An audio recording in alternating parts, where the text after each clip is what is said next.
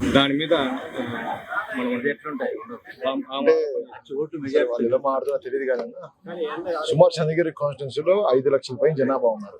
వాళ్ళ లెక్కలు తెలియదు పాపం, వాళ్ళు మనం ఏం మాట్లాడలేము. కానీ ఓట్లు ఉన్నది మాత్రం 3,18,000 3,20,000 మంది యావరేజ్ గా ఉన్నారు. వాళ్ళ ఆరోపణకి మనం స్పందించాల్సిన అవసరం లేదు. ఒకటి. రెండోది ఏంటంటే 2019లోనే 2,80,89,000 ఉన్నాయి. వాళ్ళు ఊరికేనే ఏదో ఆరోపణ చేసి ఏదో సాధించాలనుకుంటే దాన్ని ప్రజలు నమ్మడం లేదు. ఆ మాట్లాడిని కూడా ఎప్పుడో నిజాలు ప్రజల ముందుకు ఉన్నాయి. ఈరోజు ప్రజలు దానికి గుణపాఠం చెప్తారు. ఒకటి. రెండోది, మూడో సెగ్మెంట్ లో ఈరోజు మన ఊరికి మనమోహిత అనే కార్యక్రమం ద్వారా ఊరు తేయడం జరుగుతా ఉంది. ఈరోజు పెద్ద భారీ బహిరంగ సభలాగా పెట్టడం జరిగింది. ప్రజలందరూ కూడా మిమ్మల్ని ఆశీర్వదిస్తాం, మిమ్మల్ని గెలిపిస్తాం, జగనన్న చేసిన మంచి పనులు, ఎమ్మెల్యేగా చేసిన అభివృద్ధి కార్యక్రమాలు చూసి ఇక్కడ ఖచ్చితంగా మీకు ఓటేస్తామని చెప్పి ఈరోజు బ్రహ్మాండంగా చెప్తున్నారు. నిజంగా నాకు అదృష్టం. ఎందుకంటే ఇంత మంచి నాయకత్వంలో అలాంటి అడుగుజాలు నడవడం నాకు అదృష్టం. తప్పకుండా వాళ్ళకి ఒక మంచి పేరు తీసుకువచ్చేలాగా వాళ్ళు పెట్టిన నమ్మకాన్ని ఒమ్ము చేయకుండా 100% నేను కృషి చేస్తాను తెలియజేస్తున్నాను.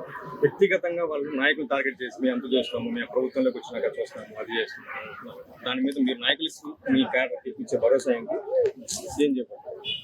అంటే ఓడిపోయే ఒక ఫ్రస్ట్రేషన్ లో, అంటే వాళ్ళు గెలవరని తెలుసు చంద్రగిరి కాన్స్టిట్యున్సీలో. మాకే కాదు, టీడీపీ నాయకులు 10 మంది నిలుచుకోకుండా ఒక పక్కన పిలిచి 10 మందితో మాట్లాడితే 10 మంది మేము గెలవము, సరిపోయి చెయ్యాలి పార్టీకి అని చెప్పి వాళ్ళే చెప్తారు.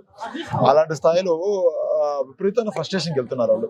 ఆ ఫ్రస్ట్రేషన్ లో ఏం చేయాలో తెలియక కొన్నిసార్లు వ్యక్తిగతంగా మా నాయకులు తిడతారు, కొంచెం వాళ్ళ నాయకులు వాళ్ళే వాళ్ళే ఎదుర్కొంటారు.